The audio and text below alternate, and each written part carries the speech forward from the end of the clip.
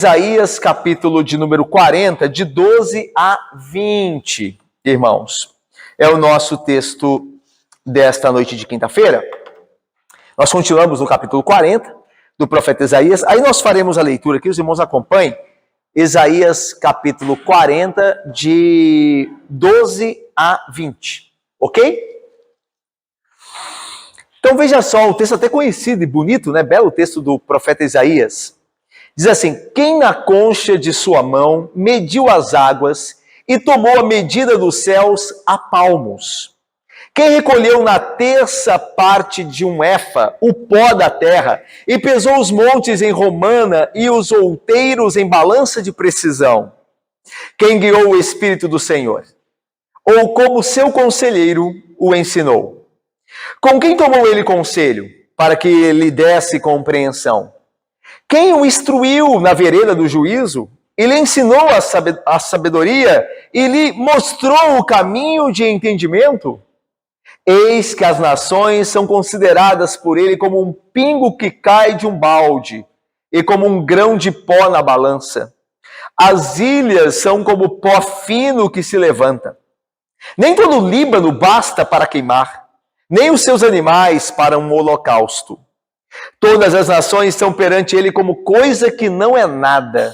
Ele as considera menos do que nada, como um vácuo. Com quem comparareis a Deus? Ou que coisa semelhante confrontareis com ele? O artífice funde a imagem, e o ourives a cobre de ouro, e cadeias de prata forja para ela. O sacerdote idólatra escolhe madeira que não se corrompe, e busca um artífice perito para assentar uma imagem esculpida que não oscile. Texto magnífico esse texto, né? Vamos lá então ao nosso estudo bíblico em Isaías 40, 12, 20. O nosso tema dessa sessão maior, do capítulo 40 até o 42, 17, é esse: o consolo do mundo. Deus se mostra o consolo do mundo. Obviamente, ele é o consolo do mundo, e especialmente, como diz Isaías, o consolo do seu povo. Tanto que a gente começa o capítulo 40 dizendo, né, Deus dizendo: consolai o meu povo. E aí diz: o Senhor vem, o Senhor vai salvá-los do cativeiro. Então é uma mensagem de conforto. Num tempo de dificuldade, num tempo de opressão, num tempo de sofrimento dos judeus na Babilônia, que esse é o contexto, né? E aí o profeta Isaías anuncia: olha, o Senhor vem, ele vem salvar vocês. Então é uma palavra de consolo. Mas Deus não é só o consolo de Israel, ele seria e será em Cristo, que virá, como é de fato, o consolo de todo o mundo. Então, a introdução a esse nosso trecho. Isaías 40, de 12 a 26, hoje nós vamos até o 20, né? Mas de 12 a 26, Isaías expressa a seguinte questão que o povo teria à luz do exílio. Então, olha só. A primeira questão, ele trata nos versículos de 1 a 11. A pergunta que o povo no exílio, os judeus do exílio, estavam fazendo é a seguinte: Deus quer nos livrar? Ter-nos-ia ele renunciado por causa de nosso persistente pecar? O profeta lhes respondeu com uma retumbante negativa. Deus não está derrotado pelo pecado de Israel. Ele não só quer restaurá-los, mas tenciona usá-los na proclamação das boas novas. Então nós vimos na quinta-feira passada que, apesar do cativeiro babilônico de Israel e Judá, né, de Jerusalém, por causa dos seus pecados, Deus não abandonou o seu povo. Deus vai buscar o seu povo. Daí os judeus lá na Babilônia poderiam estar se perguntando: será que Deus quer nos salvar? Será que ele se cansou de nós? Deus pode ter se cansado de nós, afinal, nós pecamos tantas vezes. Veja que essa pergunta, esse questionamento você pode fazer também, e eu também. Às vezes você pode já ter se encontrado fazendo essas perguntas. Será que ainda há esperança para mim? Será que Deus ainda pode me perdoar uma vez que eu vivo voltando aos pecados? Então, o profeta Isaías, como diz ali, ele responde para essa pergunta: claro que não. Deus não se cansou de vocês. O pecado de vocês não frustrará o plano de Deus. Ele vai salvá-los. Ok? Lembra lá que Paulo vai dizer? Lembra que a doutrina é a mesma, né? Da Bíblia toda. Paulo vai dizer assim: se nós somos infiéis, ele permanece fiel. Entendeu? Ele nos deu a sua aliança, ele nos fez seu povo. E os nossos pecados não vão nos separar dele. Pelo contrário, ele vai tratar nossos pecados, nos santificará, tudo porque nos amou e nos salvou. Então Deus não desiste do seu povo. Era o que os judeus estavam pensando na Babilônia. Ele desistiu de nós? Será que ele quer nos salvar? Bom, aí Isaías diz: ele quer sim salvar vocês. O Senhor vem. Que a gente viu de 1 a 11. O Senhor vem, ele vem livrar vocês. Ok, aí surge outra pergunta. Essa palavra de esperança, que o Senhor vem, ele não desistiu de vocês, dá origem a uma segunda questão. Deus pode livrar o seu povo? Uma coisa é desejar agir, outra, bem diferente, é ter capacidade para agir. O povo de Jerusalém e Israel flerta com a dúvida de ser Deus poderoso mesmo. Será que Deus é mesmo poderoso? Ou não seriam os deuses da Babilônia mais poderosos? Então a primeira pergunta é: Deus quer nos salvar? Deus, ele ainda se importa conosco, apesar dos nossos pecados? Aí Isaías diz: sim, ele se importa e ele vem. Aí surge uma segunda questão: mas ele pode nos salvar? Tudo bem, ele quer, mas ele poderá nos salvar? Os deuses da Babilônia não são mais poderosos do que ele. Afinal, nós viemos para cá, a Babilônia destruiu a nossa cidade, destruiu o reino de Judá. Então, será que Deus é mais poderoso? Ainda que ele queira nos salvar, ele pode. Ok? Uma vez mais, a resposta de Isaías a essa segunda questão, se Deus pode salvar, é uma retumbante negativa, que na verdade é uma afirmação. Em termos fortes, Isaías assevera que não existe ninguém como o Senhor, nem no cosmos e nem na história. Ele é totalmente incomparável, especialmente em relação aos deuses falsos, né, dos babilônicos. Daí, é claro que um ser como este, Deus verdadeiro, é capaz de fazer tudo quanto deseja fazer. O texto que nós lemos, Isaías 40, de 12 a 20, ele será uma resposta a essa segunda questão que foi levantada. Tudo bem, Deus quer nos salvar, mas ele pode? E aí Isaías vai dizer: claro que pode, porque ele é o Criador de todas as coisas. Ele é o Senhor da história, portanto, nada pode deter a mão dele. E ainda mais, ele é incomparavelmente superior aos ídolos falsos da Babilônia. Então é isso que Isaías vai falar aqui, é disso que ele vai trabalhar. Que Deus, ele não só pode, como ele vai salvar o povo dele, ok? Porque ele é o Senhor Todo-Poderoso, Criador dos céus e da terra, e Senhor da história, e maior do que todos os falsos deuses. Ok? Então essa é a nossa introdução. Nossa estrutura da sessão aí de 40, 12 a 20 é essa aqui, ó, primeira, tá? Essas outras três aqui nós veremos posteriormente. Hoje nós veremos Deus como o único Criador e Deus como a deidade comparada ao ídolo e à idolatria. Ok? Então veja, lembra a pergunta tem que estar na sua mente. Os judeus estavam perguntando lá: Deus pode mesmo nos salvar? Claro, porque ele é o único Criador. E ele é a única deidade, ele é o único Deus verdadeiro. O resto é deuses falsos, o resto é ídolo e idolatria. É disso que Isaías vai tratar. Vamos primeiro então ver o único Criador, né? Deus é o único Criador. Olha aí, versículo de número 12 até o versículo de número 17, mas a gente começa lendo 12, olha aí. Quem na concha de sua mão, diz Isaías, mediu as águas e tomou a medida dos céus a palmos?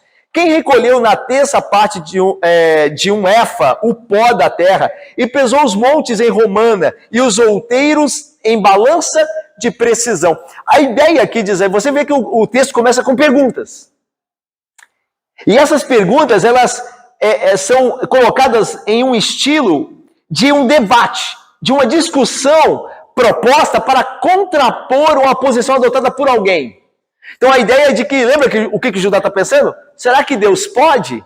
Aí Isaías diz assim, ora, quem é que na concha da sua mão mediu as águas? Quem é que mediu os céus a palmos? Ou seja, é claro que ele pode, ok? Então, a ideia de Isaías está debatendo com o povo judeu com essas questões que eles estão pensando. E aqui na estrutura poética dele, ele proporciona esse estilo de debate, ok? E aí, então, com essas perguntas retóricas, ele assevera, Isaías, de fato, testifica que Deus é o único Deus, que ele é o único Criador. Então, ele pode salvar quem ele quiser. Então, veja, a ideia aqui é, veja a tranquilidade com a qual Deus criou todas as coisas. Na expressão poética, né? Na concha de sua mão, ele mediu as águas. O céu, ele mediu a palmos. Então, a ideia de facilidade para Deus. Na concha da sua mão, ele colocou os mares. Imagina. Olha a imensidão dos mares. E aí, Isaías usa de forma poética uma figura para mostrar como Deus é maior do que a criação, porque ele é o Criador. Então ele diz, a palmos ele mediu os céus, com as mãos ele mediu os céus. Aquilo que nos parece sem limite, né? O céu não nos parece ter limite, a gente olha e não vê o fim. Deus mediu com as palmas das mãos. E aí ele diz, quem que na terça parte de um éfa, o éfa era uma espécie de pote, posso dizer, né? Que cabia 22 litros, a medida. Era uma medida, era um pote. Então a ideia é um balde. Então a ideia é de que o éfa era a medida, mas geralmente tinha o balde que era o éfa, né? Então a ideia é de que Deus pegou esse balde e colocou a terra. Toda a terra da criação ali dentro. Então a ideia é, o pó da terra ele pesou, né? Ou seja, quem recolheu na terça parte de um éfa, ou seja, um pote de medir, da grandeza de Deus. E aí diz mais, o pó da terra e pesou os montes em romana, que romana é a libra romana, né? A balança, que fala de balança aqui posteriormente, né? E os outeiros em balança de precisão. Então a ideia de que Deus pegou os montes, os outeiros, e os mediu numa balança. A ideia aqui de medir, no texto hebraico, é a ideia de ajustar precisamente para uma função. Então a ideia de que Deus, ele é o Criador que com sabedoria ordenou aquilo que foi criado. Então Deus, ele mediu, a ideia de balança, né? Sabe, fazendo aquela balança assim, tirando a medida exata de precisão. Então tudo que Deus criou com a precisão exata. Vocês já ouviram aí, né? Os cientistas falando, e com razão, da inclinação da Lua, né? Já ouviram, né? Falar sobre isso, né? De que se a Lua fosse inclinada alguns centímetros a mais, o que nós conhecemos como parte da Terra, né? Seria tomada pelos oceanos, né? Uma inclinação maior da Lua, um pouquinho mais, centímetros, e as águas tomariam toda a parte que nós conhecemos como Terra. Então quem que colocou na balança da precisão a criação? Quem deu limite aos mares? Por que os mares param? Por que eles não avançam? Por que eles não tomam tudo? Quem deu limites? A Bíblia responde. Então você vê uma criação organizada, ordenada, precisa. Isaías diz, foi Deus quem fez isso. Tanto que a pergunta retórica, ele exige essa resposta. A resposta é, ninguém fez isso, senão o Senhor. Quem é que mediu os céus com a palmos? Quem é que fez isso? Quem é que recolheu a terra num balde? Ninguém, senão o Senhor. O Senhor é que fez isso. Vamos lá. Agora veja que o Isaías continua no versículo 13. Quem guiou o Espírito do Senhor, ou como o seu conselheiro o ensinou? Com quem ele tomou conselho? Tudo aqui tem a ver com a criação. Ou seja, quando ele mediu tudo precisamente, quando ele ordenou tudo, quem que era o conselheiro dele? Quem estava dando conselhos a Deus? Faz assim, ajusta isso. Então a ideia é de que ninguém. Então a ideia aqui, olha, veja só, versículo 14. Com quem ele tomou conselho para que lhe desse compreensão? Quem o instruiu na vereda do que é certo, do que é direito? E lhe ensinou sabedoria? E lhe mostrou o caminho do entendimento? Irmãos, isso aqui é muito importante para o auditório de Isaías, que é os judeus na Babilônia, porque os babilônicos, eles adoravam vários deuses. E dentre esses deuses, o patrono, né, o deus da Babilônia, da cidade, era Marduk. Era um deus chamado Marduk, que se tornou o maior deus da Babilônia. Tá?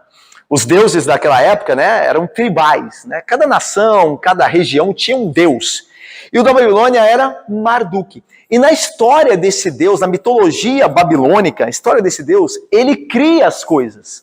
Só que para ele criar e dar origem ao universo, segundo o mito babilônico, ele tem que vencer uma deusa do caos, que é a Tiamat, o nome da deusa. Então ele entra em guerra contra essa deusa, e ele destrói essa deusa, e dos resquícios desta deusa, ele cria todas as coisas. Mas ele não cria, ele não é o único Deus. Ele vive disputando com outros deuses para poder fazer algo. E é interessante que toda a mitologia pagã, desde da mitologia babilônica, antes da mitologia egípcia, e aí você pode pensar em tempos mais recentes comparado a esses, o panteão grego e romano, os deuses estão sempre disputando um com o outro. Eles não são soberanos. Eles estão sempre, há vários deuses e eles estão sempre disputando. Eles estão vendo quem é o mais poderoso. E aqui você tem um quadro de que Deus é o único Deus e não há outro como ele. Ele não disputa nada. Ele não precisa de ninguém para construir nada, para criar nada. Assim, em contrapartida com Marduk, que precisa de uma matéria pré-existência, que eram os restos de Tiamat, a deusa do caos babilônica. Ele precisa criar através daqueles resquícios ali. Deus traz do nada a criação. Então, a ideia de Isaías Deus é superior a esses deuses que vocês estão aí vendo na Babilônia. Então Deus pode salvar vocês, ele tem todo o poder. Ele não se compara a nenhum outro Deus. Então essa é a ideia. A doutrina do monoteísmo aqui, né? Deus é o único Deus. Lembra de Gênesis 1? No princípio, né, criou Deus, só ele. Não havia nenhum outro Deus com ele. Ele não teve que lutar com nenhum outro Deus. No princípio, Deus criou os céus e a terra. Então, na criação, Deus estava sozinho. E em sua sabedoria, ele criou todas as coisas. Ele não precisou de auxílio humano nenhum. Então, é interessante que aqui é um contraponto, já no final do texto, nosso texto, que você vê o artífice criando um Deus. Está vendo a ideia? Deus cria sem auxílio, Bruno e Vanessa. Mas o Deus da Babilônia, ele precisa de mãos humanas para criarem a ele. Então, o artífice, ele faz a imagem. Aquele Deus em que os babilônicos confiam é um Deus que não consegue existir sem auxílio humano. Mas o nosso Deus, ele não precisa de nada para existir, como é eterno, e para criar todas as coisas. Então, esse é o contraste que Isaías quer trazer aqui àqueles leitores da época. E aí veja, Deus é o Senhor da criação, certo? Ele é soberano na criação. Ele é o único criador. Nós vimos aqui, céu, terra. Tá? E é interessante também que os babilônios tinham um Deus para cada, vamos chamar de esfera, assim, né? Eles tinham um Deus para a terra, um Deus para os mares, um Deus para o céu, mas Isaías diz que o nosso Deus é o Deus que, diz aí o texto, na concha da sua mão mediu as águas, os mares, mediu a palmos os céus e a terra. Interessante. Porque está dizendo assim, enquanto eles precisam de vários deuses, nosso Deus é soberano sobre tudo. Ele criou todas as coisas. Olha, meus irmãos, vejam isso. Como é incomparável a religião cristã. Nosso Deus, ele é soberano. Ele não divide a glória dele com outros deuses. Tá? Você no Brasil tem, né, o espiritismo muito forte aqui, né? Você tem as religiões afro-brasileiras muito fortes, em que um Deus é um Deus para cada coisa. É um Deus para esse serviço, é uma divindade para aquele serviço. No catolicismo romano, você tem Irineia, vários deuses. É um santo para aquela causa, é um santo para outra causa. Veja, o Senhor é incomparável. É esse Deus que nós cremos.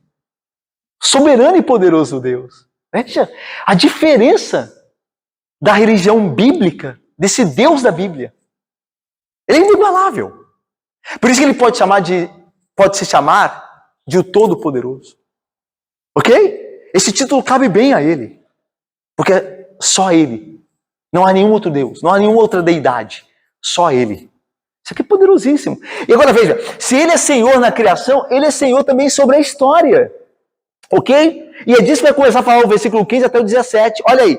Eis que as nações são consideradas por ele como um pingo que cai de um balde.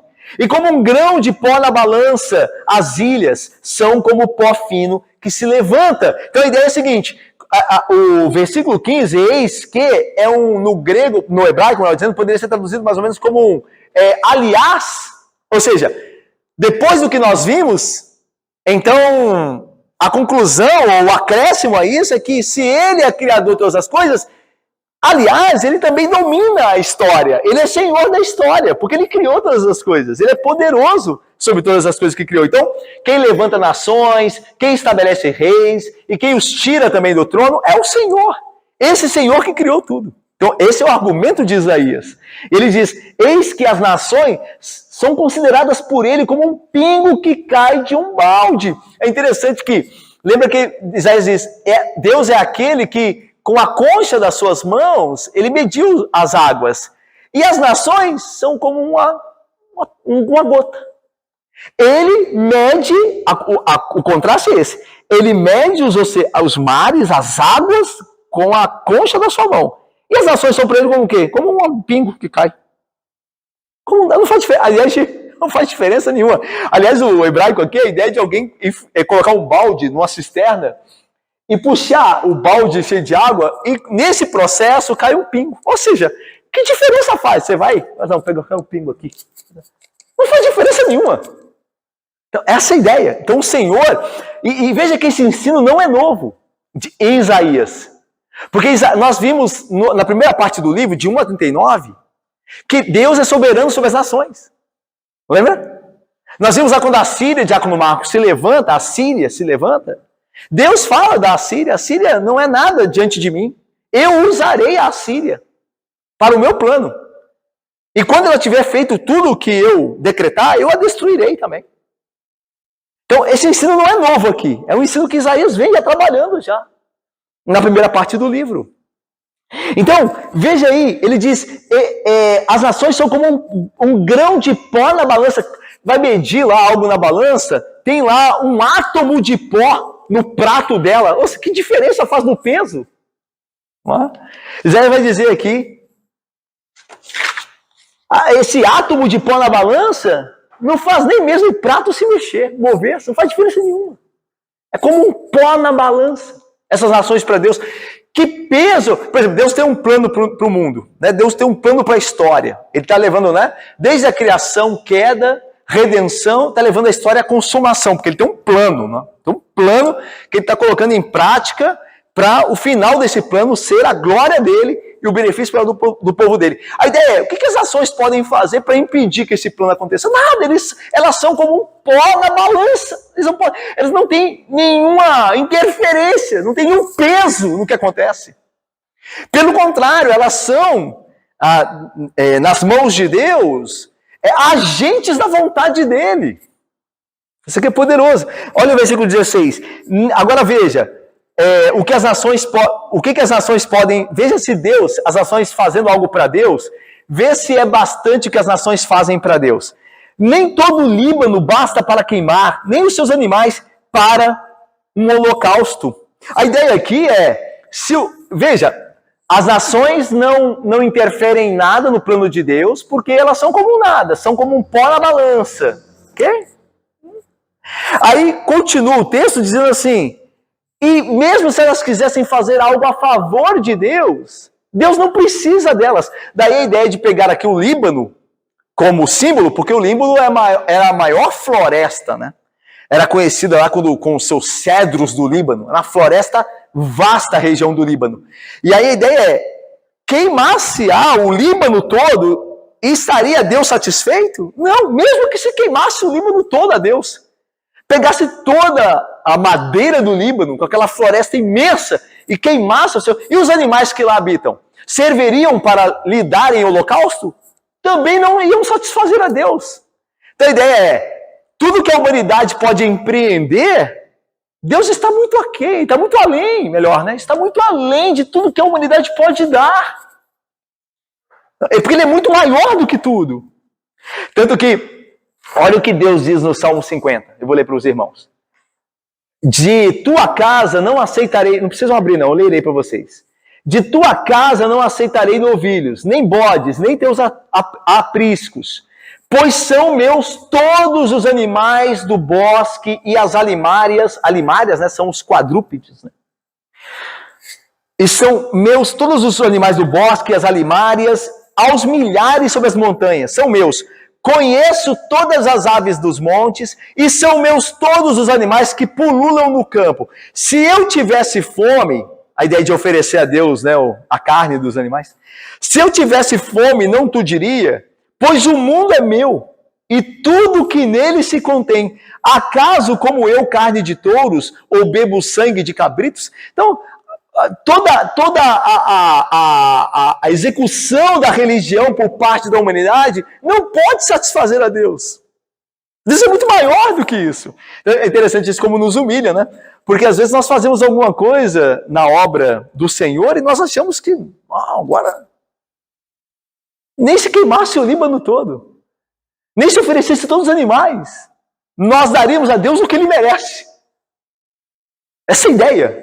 Lembra, Jesus, ele ensinou isso. Ele diz assim, quando você, como um servo que prepara toda a comida ao seu senhor, antes mesmo dele comer, e o senhor tendo comido, então depois o servo come, então como esse servo vocês dirão, somos servos inúteis, porque fizemos apenas aquilo que deveríamos fazer. Jesus ensinou isso, é a mesma coisa.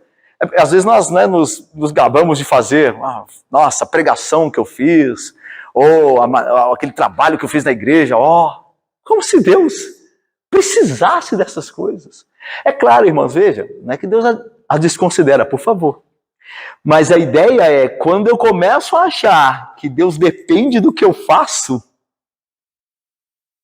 tem um problema na minha teologia.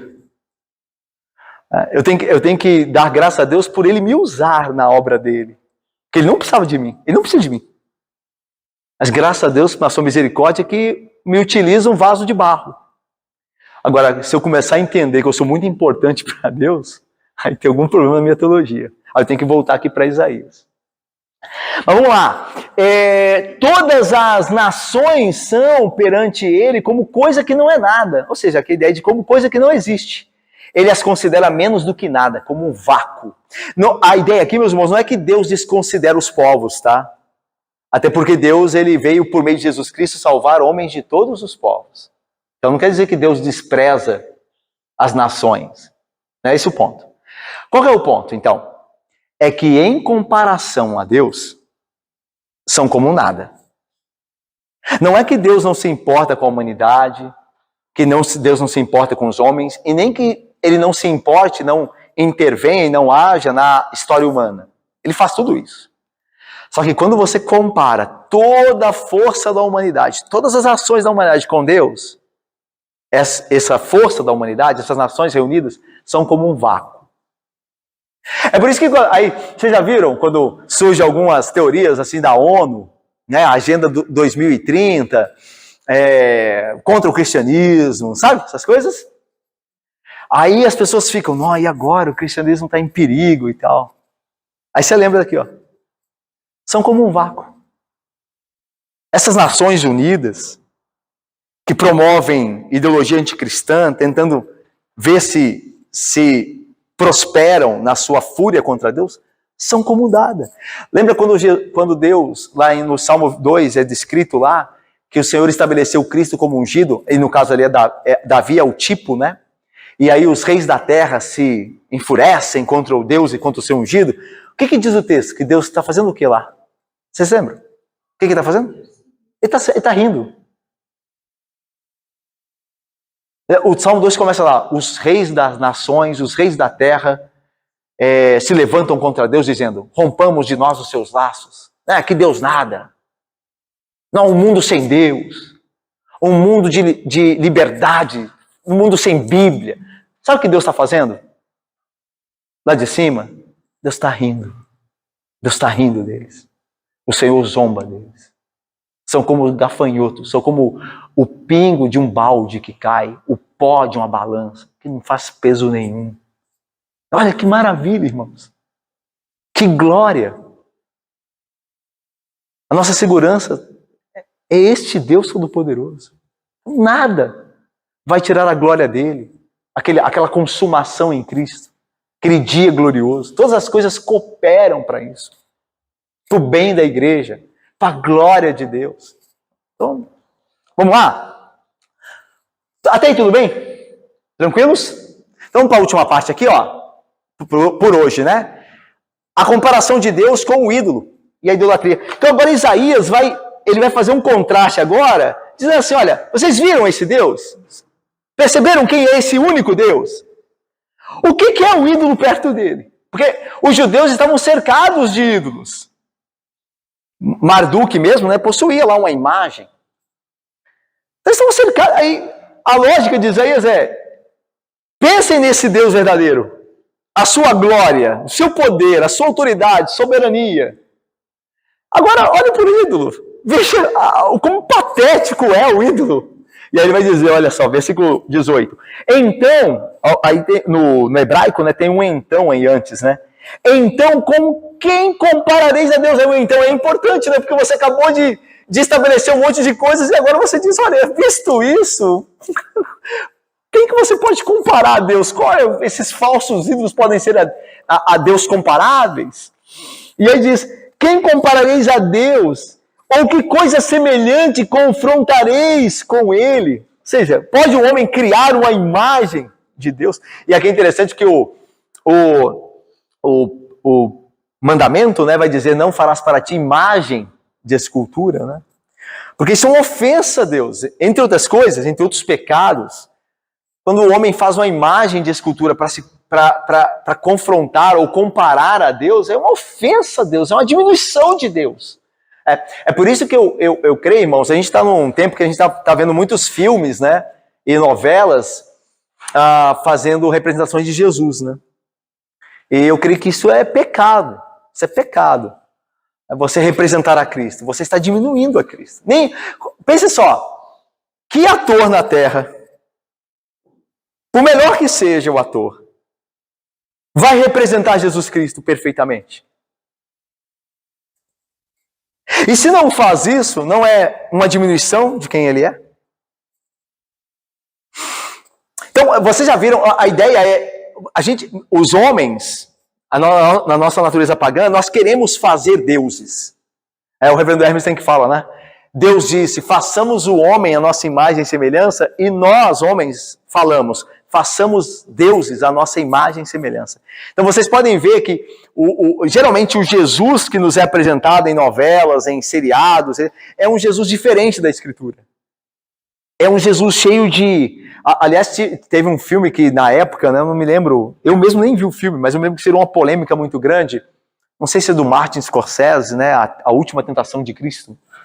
Ele gerou uma polêmica muito grande, porque apresentava Jesus como alguém sujo, como alguém que vivia na prática de coisas imundas e tudo mais. Então, é essa a ideia. É um Jesus desfigurado, é um Jesus que não é o Jesus da Bíblia.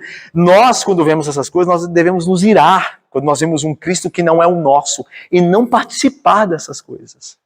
Nós não deveríamos participar dessas coisas, ok? Porque está representando o nosso Deus. Jesus é Deus. É por isso que eu digo, é uma coisa muito importante. Você não vê na Bíblia descrição dos atributos físicos de Cristo. Não é interessante isso? Não é assim, algo a se notar aqui? Por que os apóstolos não falaram dos atributos físicos de... Ora, afinal, é Deus encarnado. Não é todo dia que um Deus se encarna. Então eu poderia, olha, ele tinha os olhos assim, a pele dele era muito parecida com a nossa, mas não há descrição nenhuma dele fisicamente. Não é um aviso para nós não tentarmos nada. Porque Jesus é Deus. Apesar de homem perfeito, ele é Deus. Então nós cremos, nós, os reformados, nós cremos que esses filmes, essas novelas, eles estão quebrando o mandamento. Eles estão fazendo algo que não é verdadeiro. Eles estão diminuindo o seu Jesus Cristo. Né? E se você quer conhecer o seu Jesus Cristo, e eu também, você não precisa de filme, de seriado, nada disso. Vá à Bíblia. Aliás, ele mesmo ordenou. Ide às Escrituras. Porque julgais nelas ter vida eterna. E são elas mesmas que testificam de mim. São elas que falam de mim. Se você quer me conhecer, vá às Escrituras. Que não haverá erro, você conhecerá o verdadeiro Cristo. Não esse que os homens fazem a imagem e semelhança deles. Ok? Então, com quem vocês podem comparar a Deus? Né? Quem vocês podem comparar a Deus? Ou que coisa semelhante confrontareis com ele? Aí, versículo 19. Vamos ver as tentativas. Né? Embora não há como comparar nada com Deus, não quer dizer que não haja tentativas, vãs e tolas. Aí, versículo 19. Leiamos 19 e 20, para terminar. O artífice funde a imagem, e o ourives...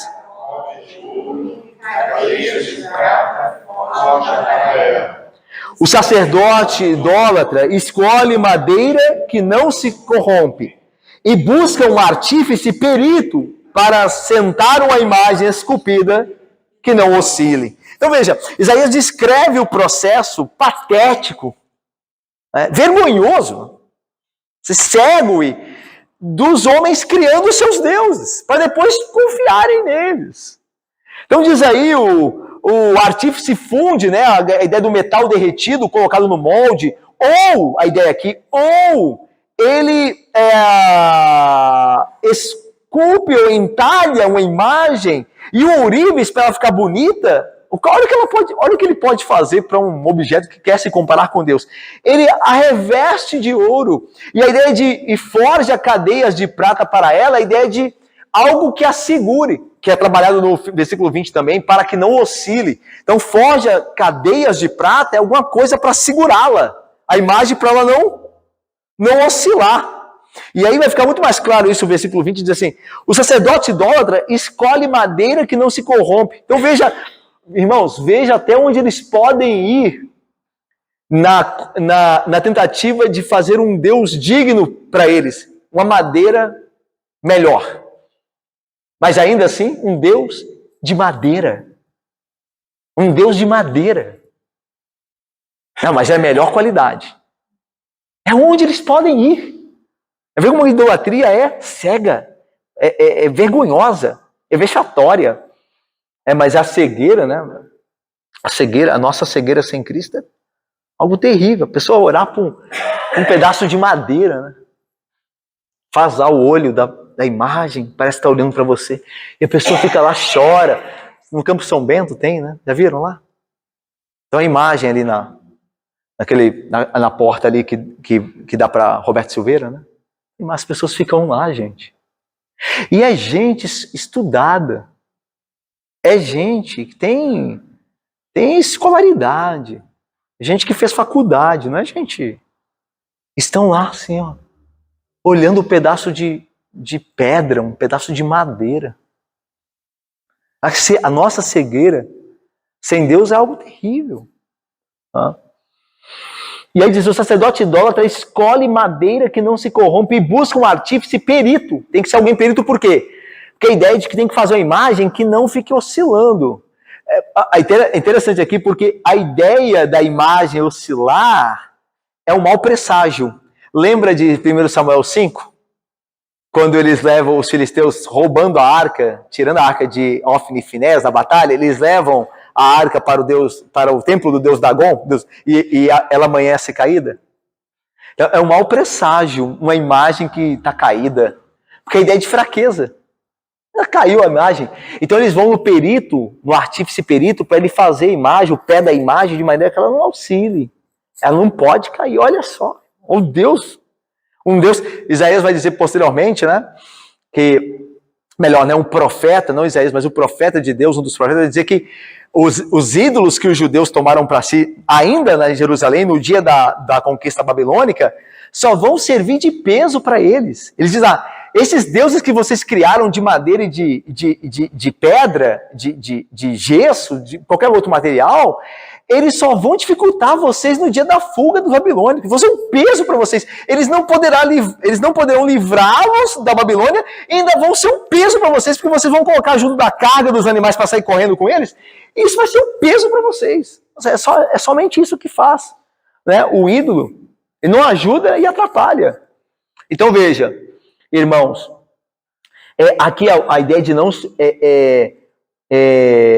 cadeias de prata e que não oscile, da ideia de que é um ídolo que não pode se mover, né? Um ídolo que não se... Lembra do contraste lá do início do capítulo? O Senhor vem, Ele está vindo. A ideia de movimento. O Senhor vem, mas esse ídolo ele não pode se mover, senão ele cai. Está vendo o contraste? O Deus que criou o mundo sozinho, sem o auxílio de um conselheiro, sendo representado por algo que técnicos habilidosos fabricam de elementos da criação, que nem mesmo podem manter-se de pé o seu esforço próprio. Então, quão triste, né? Quão terrível a idolatria, né? Quão cega a idolatria, né? Então, eu já vi gente, infelizmente, né? Já vi gente evangélica falar de pessoas que adoram imagens, né? Admirar a fé. Nossa, olha a fé da pessoa. Cegueira. Isso é loucura. Se a pessoa tivesse... embora só possa nos vir pela iluminação do Espírito. Mas a nós que pela graça, nós pecadores, que pela graça fomos salvos, hoje nós olhamos a idolatria como ela é. É uma loucura, é uma tolice. Mas quem está preso nos laços de Satanás não consegue enxergar a tolice, né? Então não há nada de admirável, né, numa fé em um ídolo. Nada, pelo contrário. É loucura, né? Irmãos, vamos ao que aprendemos então, terminando aqui. Primeiro nós aprendemos que Deus é uno. Sem nenhum panteão cercado de outros deuses, menores ou maiores do que Ele. Nada disso. Deus é o único Deus. Ele é o único Criador. Ele existe para além da natureza, sem fazer parte dela. Cuidado, às vezes, né, há pessoas que confundem, acham que Deus é parte da natureza. Que Deus é misturado com a natureza, né? Olham a árvore, Deus está nessa árvore. É o panteísmo, né? Deus está nessa árvore. Deus, na Índia, lá eles adoram os animais como divindades, né? Isso aqui é parte de Deus, isso aqui é uma divindade. Isso tudo é paganismo, cego, tolo, imundo. Lá na Índia também eles adoram ratos, né? Há templos dedicados a ratos, né? Aí os sacerdotes, eles se sentam lá no templo, lá os ratos ficam em cima dele, né? Passando por cima dele. Aí lembra do que Paulo diz? Lembra do que Paulo diz? Adoraram a criatura ao invés. E aí Paulo continua assim: por isso Deus os entregou a toda a imundícia, toda sorte de imundícia. É óbvio que lá vai afunilar para a questão da imundícia sexual, mas não deixa de ser imundícia alguém coberto de ratos e achando que aquilo é divino. Deu para entender o que é idolatria, o que é adorar outro senão Deus. É o fim do homem que não adora a Deus, é isso, é a sujeira, é a imundícia, né? Ou da alma, ou externamente também, porque, né, reflete, né, o que tem dentro. Então, Deus existe para além da natureza, Ele não é a natureza, Ele não é a criação, Ele é o Criador, mas está totalmente separado disso, ok? Ele é único. 2, aprendemos também que Deus tem toda a sabedoria, toda a ordem e beleza da criação testemunham acerca da sabedoria de Deus. Nosso universo não é obra do acaso, né? Não é obra de uma grande explosão, né? Mas é sim obra do poder e da sabedoria do Senhor. Todas as coisas criadas têm um propósito divino, né? É por isso que você vê tanto suicídio, né? Porque as pessoas não creem mais num propósito, né? O iluminismo, né, o existencialismo, a crença racionalista, né, que veio lá no século XVIII e depois também cresceu também no século XIX, tomou as igrejas da Europa. Isso tudo é desesperançoso, não traz esperança nenhuma, né? Ou seja, nós cremos num Deus que criou as coisas com propósito, ordenadas e com propósito. A história da humanidade tem um fim. Então você vê muitas pessoas se suicidando porque não tem mais propósito. Eles tiraram Deus. Não há Deus, não há propósito, não há vida eterna, não há inferno. Aí as pessoas, então eu vou morrer. Por que eu vou viver? Um mundo de sofrimento, um mundo de dor, eu aqui sem propósito nenhum, eu tiro a minha vida. E é por isso que as taxas de suicídio aumentam. É por isso que as pessoas, irmãos, dentro da igreja, irmãos, estão procurando psicólogo, crianças em psiquiatras, psicólogos. Porque esqueceram do Deus Criador, ou a igreja não tem ensinado isso, que Deus criou todas as coisas para um propósito final, para a consumação, há um propósito. A nossa vida tem um propósito, que é glorificar a Deus, servi-lo, esperando a vinda de Cristo. Ok? Isso é muito importante para nós. A humanidade, aprendemos também que a humanidade, todo o seu poder comparado, poder entre aspas, né? Comparado com o Senhor, são como um nada. Portanto, nada impedirá o Senhor de cumprir seus propósitos na história. Não é a Organização Unida das Nações, não é o próximo presidente. O Senhor é soberano, o seu rei Cristo vai reinar. Nada vai impedir. As nações e os planos das nações são como o pó na balança, como uma gota que cai de um balde. Então, que segurança nós temos no Senhor Jesus Cristo soberano. E por fim, aprendemos que a idolatria é loucura. Trocar o Senhor Criador e soberano por ídolos é cegueira irracional. Não é nada de bonito nisso. Não é nada de virtuoso em algo assim, irmãos. Pessoas subindo de joelhos escada, cumprindo promessas. Não, isso é tolice, isso é cegueira, isso é viver na escuridão. A sabedoria verdadeira é crer apenas no Senhor, Criador e soberano, e adorá-lo somente. Que Deus nos abençoe. Amém, meus irmãos.